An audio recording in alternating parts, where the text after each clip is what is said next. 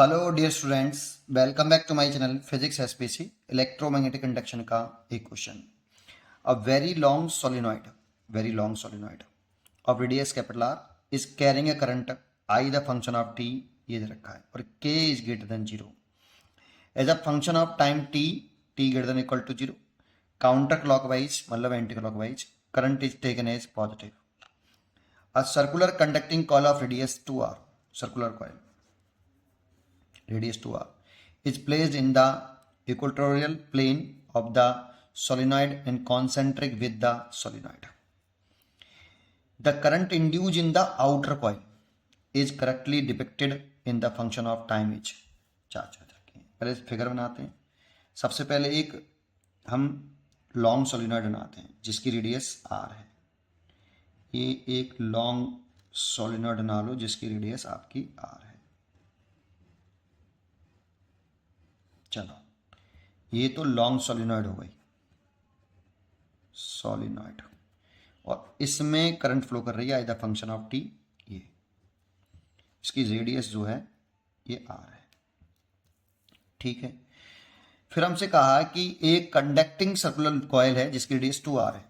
अब इसकी radius r है तो एक यहाँ पर ये एक कॉन्सेंट्रिक सर्कुलर लूप है, कॉइल है, ये सर्कुलर कॉइल है, कॉइल, इसकी रेडियस 2r है, इसकी रेडियस 2r है, ठीक है। फिर हमसे कहा कि current induce in the outer coil, ठीक है। तो देखो, इस कॉइल में करंट फ्लो कर रही है सोलिनॉइड में, तो सोलिनॉइड के, और लॉन्ग सोलिनॉइड है तो लॉन्ग सोलिनॉइड के इनसाइड मैग्नेटिक फील्ड यूनिफॉर्म होता है। पहली बात, लॉन्ग सोलिनॉइड होगी तो आइडियल सोलिनॉइड होती है, उसके लिए जो इनसाइड मैग्नेटिक फील्ड है वो यूनिफॉर्म होती है। कितनी होती है? बी सोलिनॉइड के लिए, ये सोलिनॉइड में डेवलप हुआ है बी, कितना हुआ है कि म्यू जीरो एन आई, और यहाँ जो एन है ये number of turns per unit length होते हैं, और आई इसमें फ्लो करने वाली करंट है, i the function of t. तो बी इज इक्वल टू लिख सकता हूँ यहाँ से mu zero n i the function of t हमें रखा है के टी ई की पावर माइनस अल्फा टी। मैंने आई द फंक्शन ऑफ टी की वैल्यू पुट कर ली है, ये रही, ठीक है। अब देखो, इसको चाहें तो ये एक ए व्यू हो गया, इसका एक व्यू और बना सकते हो आप ऐसे।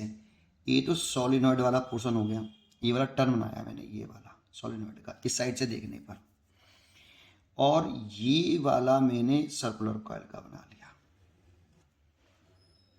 ये तो कॉइल हो गई और ये हो गया सोलिनॉइड, सोलिनॉइड, और इसमें करंट फ्लो कर रही है तो इसके सेंट पूरे इसमें यूनिफॉर्म मैग्नेटिक फील्ड डेवलप होता है इसमें, तो इसमें पूरे में मैग्नेटिक फील्ड यूनिफॉर्म है बेटा, इसमें जिसकी रेडियस ये आर है। इधर आउटसाइड द सोलिनॉइड जो होता है ना वो मैग्नेटिक फील्ड जीरो होता है, सोलिनॉइड के बाहर कोई मैग्नेटिक फील्ड नहीं होता बेटा, तो बाहर जीरो है तो इसमें कोई मैग्नेटिक फील्ड नहीं है, और इसकी ये वाली रेडियस हमें 2r दे रखी है, ठीक है। अब इस कॉइल से कितना फ्लक्स प्रोड्यूस हो रहा है, इस कॉइल में कितना फ्लक्स डेवलप हो रहा है, इस वाली कॉइल में magnetic flux through the coil is equal to b into a into cos 0 degree.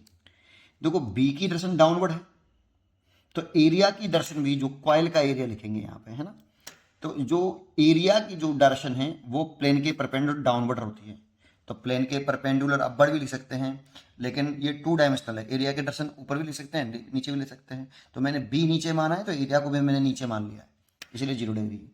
अब यहाँ पर एरिया का कंसेप्ट है, एरिया कौन सा लिखें, फ्लक्स से निकालना है, ये magnetic flux through the coil है, तो एरिया कौन सा लिखें, तो जानते हो area in the loop, in the loop where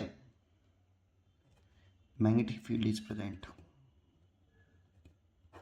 magnetic field is present, यानी तो लूप का वह एरिया लेते हैं जिसमें मैग्नेटिक फील्ड प्रेजेंट है, तो कॉइल का वह एरिया लीजिए जिसमें मैग्नेटिक फील्ड प्रेजेंट है, तो मैग्नेटिक फील्ड तो इस रीजन में प्रेजेंट है बस केवल, तो इस कॉइल का एरिया आएगा, पूरे का नहीं आएगा बेटा।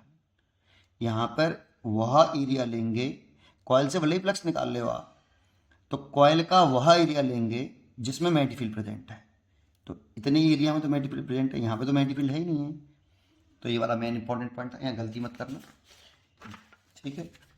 और थोड़ी बहुत अगर तुम यहाँ गलती कर दोगे तो ग्राफ में वो दिखाई नहीं देगा। अगर एरिया तुम इसका भी ले लोगे ना 2r लेके, नहीं तो वो दिखाई नहीं देगा। तो लेकिन और क्वेश्चनों में कंसेप्ट तो बिगड़ जाता है ना। Phi coil is equal to b ले लो ये वाला, म्यू 0 एन के टी ई की पावर माइनस अल्फा टी, और एरिया कॉइल सॉलिनॉइड का ये वाला एरिया, तो इसकी रेडियस आर है इसीलिए पाई आर स्क्वायर। ये आपका कॉइल से पास होने वाला फ्लक्स निकल आया। अब कॉइल से कितना इंड्यूस्ड ईएमएफ डेवलप होगा, तो इसका डिफरेंशिएशन कर दो d phi over D t. अब मैं कॉइल नहीं लिख रहा, और ऐसा करने की क्यों फायदा है, क्योंकि माइनस का D phi over D t ये इंड्यूस्ड ईएमएफ होता है।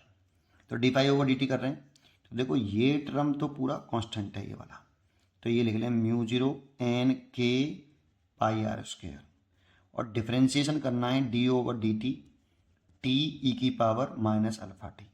इसमें प्रोडक्ट रूल लगा दो, ये फर्स्ट टर्म ये सेकंड टर्म, तो करो mu 0 N K pi R square, first term same to same, इसका डिफरेंशिएशन कर दो तो ई की पावर माइनस अल्फा टी का डिफरेंशिएशन करेंगे द्वारा से तो टी का 1 हो जाएगा, और अल्फा माइनस साइन यहाँ आ जाएगा प्लस। अब टी ई की power minus alpha t same to same, और सेकंड फर्स्ट वाले टर्म का डिफरेंशिएशन, तो टी का डिफरेंशिएशन 1 तो ये 1 हो जाएगा, ठीक है। तो ये आ गया आपका, यहाँ से कॉमन क्या है देखो, mu 0 N K pi R square ई की power minus alpha T common है, ये कॉमन ले लेंगे तो ये प्लस का 1 और ये माइनस का यहाँ पे अल्फा टी आएगा, इतना D phi by D T आया। Induced EMF across according to Faraday law, induced EMF E बराबर माइनस का D phi by D T. यहाँ पे माइनस साइन मत हटाना बेटा आप, उसका रीजन है क्योंकि माइनस साइन मैग्नीट्यूड और डायरेक्शन दोनों इंक्लूड होगा इसमें बेटा, तो आप डायरेक्शन लेके चल रहे हो, क्योंकि ग्राफ में आप डायरेक्शन लेके चलिए, है ना, ग्राफ बनाते तो साइन लेके चलना चाहिए हमें, तो माइनस साइन लेके चलना बेटा, इसमें डायरेक्शन और मैग्नीट्यूड दोनों इंक्लूड हो जाएंगे। माइनस साइन डायरेक्शन को इंडिकेट करता है, ठीक है, इसीलिए लेके चलिए। तो माइनस का कितना हो जाएगा, mu 0 N K pi R square ई की power minus alpha T 1 minus alpha T, इतना इंड्यूज ईएमएफ हुआ, इसीलिए इंड्यूज करंट लिखें, इंड्यूस्ड करंट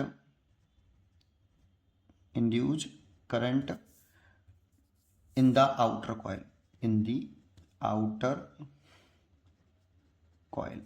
तो आई बराबर EMF on resistance of the coil, resistance of the coil तो गिवन नहीं है, रेजिस्टेंस का देखो ये रेडियस है तो इसलिए कंफ्यूज मत करना, ये रेजिस्टेंस ऑफ द कॉइल है, इसे कुछ चेंज कर लेता हूँ, आर मान लेता हूँ, मान लो इस कॉइल का रेजिस्टेंस आर ओ में स्मॉल, तो स्मॉल आर लिख लिया बेटा, ठीक है, स्मॉल को आर मान लिया इसका।